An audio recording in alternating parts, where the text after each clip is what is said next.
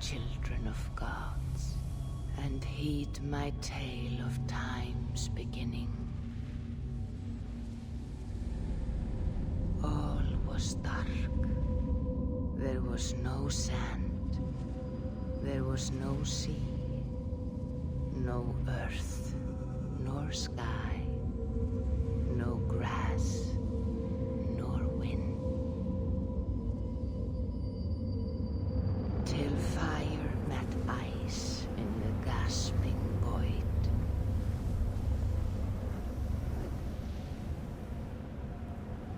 And from this scream came the giant Ymir, first of all beings. And from this scream, Assassin's Creed Valhalla. This game is the 12th major installment to the Assassin's Creed series developed by Ubisoft.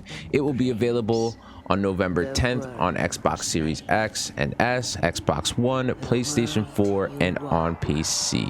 Did I miss Stadia? I think I missed Stadia as well. Be on everything. It's been a while since a Assassin's Creed game has caught my attention, but can you blame me? 12 installments, and that's just major. There's actually 22 entries to this series in general. This game just keeps getting pumped out. Now, when I first played Assassin's Creed, I absolutely loved what they had going on. But when you try and follow the story through so many entries, you can get lost in here pretty quickly. Assassin's Creed is known to hop around to different times and places, so it's hard to follow sometimes. And you kind of lose the fire after 22. Assassin's Creed Valhalla is set in the 9th century during the golden age of Vikings and the dark ages of England, something like 800 AD.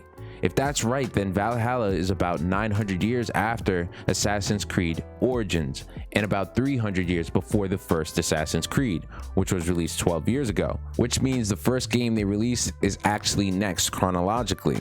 We'll just call this the Star Wars effect. Let's talk about location. Valhalla will take place between parts of Norway and England, focusing on 4 major kingdoms. You will see familiar places like London, Winchester, and Jorvik, or York as it's known today. This will be the largest map ever for the series, which is probably a good thing for an open world action adventure game. Now let's talk a little bit of what's going on. The player, which is you, will take on the role of Eivor, who will be fighting against the Anglo-Saxon kingdoms. Eivor's parents were killed when he or she was young while attending a feast organized by the king. The settlement was raided, resulting in the deaths of Eivor's parents and numerous villagers, which has me believe some of this, if not all of this, is revenge fueled. The game won't be using the usual leveling system, instead a skill tree system. If you don't know what that is, picture a center starting point where the player uses some type of earned experience to expand from and get stronger. Though new to the game, it's not new to gaming in general, and we'll leave it at that. I'm not going to go any deeper into this because there's nothing new or innovating here. I don't think they pushed any boundaries when it comes to this regard. If you guys have played Assassin's Creed before, you can expect a lot of the same mechanics here. This is indeed a Assassin's Creed game. You'll be climbing on buildings, running on rooftops, using your companion to scout the area, and jumping into haystacks. And we'll leave it right here. I don't want to go too far into Assassin's Creed. I just hope I gave you enough information for you guys to understand what's going on here and make a decision if you like this game or not.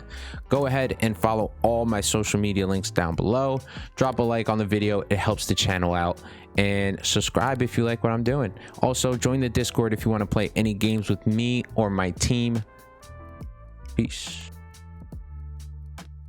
Did you know Vikings were actually known for their excellent hygiene?